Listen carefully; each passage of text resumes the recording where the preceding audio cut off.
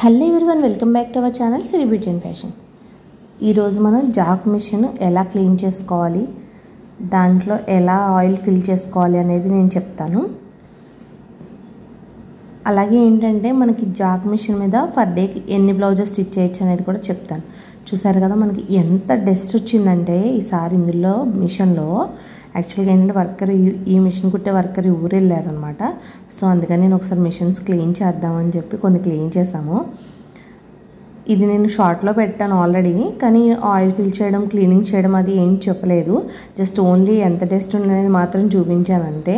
ఇప్పుడు దీన్ని మనం క్లీనింగ్ ఎలా చేసుకోవాలి, క్లీనింగ్ చేసుకోకపోతే వచ్చే ప్రాబ్లమ్స్ ఏంటి అనేది కూడా నేను మీకు ఇప్పుడు ఇందులో చెప్తాను. చూసారు కదా ఆయిల్ మనకి మొత్తం అంతా ఎలా అయిపోయిందంటే ఆ కింద అంతా కూడా మనకి మొత్తం తుప్పు పట్టేసేటట్టు కింద అయిపోయింది. 2 monthsకి ఒకసారన్నా నేను చెప్తూ ఉంటాను వర్కర్స్కి, క్లీన్ చేయండి, వేయండి ఆయిల్ అని చెప్పి. సో వాళ్ళు ఎంత ఇర్రెస్పాన్సిబిలిటీగా ఉంటారంటే చూసారు కదా మీరు. ఈ మిషనే మనకి ఎగ్జాంపుల్ అనమాట. ఎవరినో ఏదో చెప్పుకోకర్లేదు.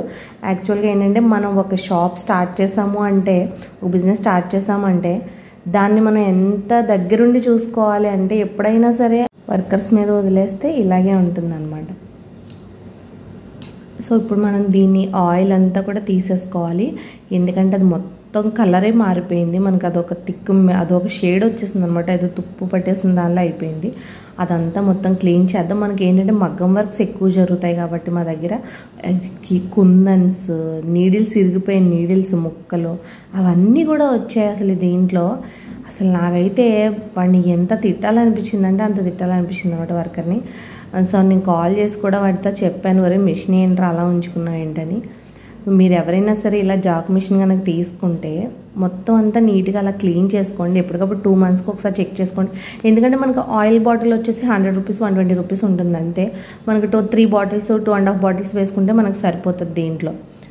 అదే మనకు మిషన్ పాడైపోయింది అనుకోండి, మనకి 25,000 లేనిదే కనుక 25,000 ఉంటేనే కనుక మన మిషన్ అనేది రావట్లేదు. మనం చాలా రోజులు కష్టపడితే కనుక మనకి 25,000 అనేది రాదు.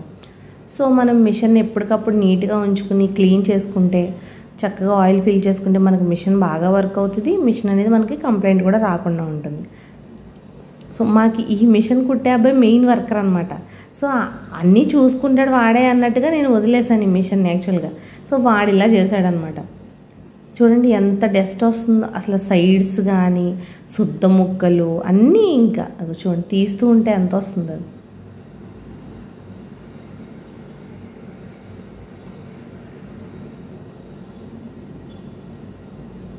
చూసారు కదా మొత్తం అంతా కూడా మనం అలా క్లీన్ చేసుకోవాలి. క్లీన్ చేసుకుని మొత్తం ఆ పాత ఆయిల్ని మళ్ళీ వేయకూడదు. మనం ఇప్పుడు ఏదైతే ఆయిల్ బయట తీసేస్తున్నామో ఆ ఆయిల్ని ఇంక వేసుకోకూడదు. మనం ఆయిల్ అంతా కూడా తీసి పడపోసేసుకోవాలి. వేస్ట్ ఆయిల్ మనకు అది. సో మళ్ళీ మనం ఫ్రెష్గా ఆయిల్ మళ్ళీ ఫిల్ చేసుకోవాలి. ఫిల్ చేసుకుంటే మనకు 3 monthsకి ఒకసారి, మ్యాక్సిమం 2.5 months 3 months. ఎక్కువగా స్టిచ్ చేయము అనుకున్న వాళ్ళకైతే అసలు దగ్గర ఒక 4 months కూడా వచ్చేస్తుంది వాళ్ళకి ఆయిల్ అనేది.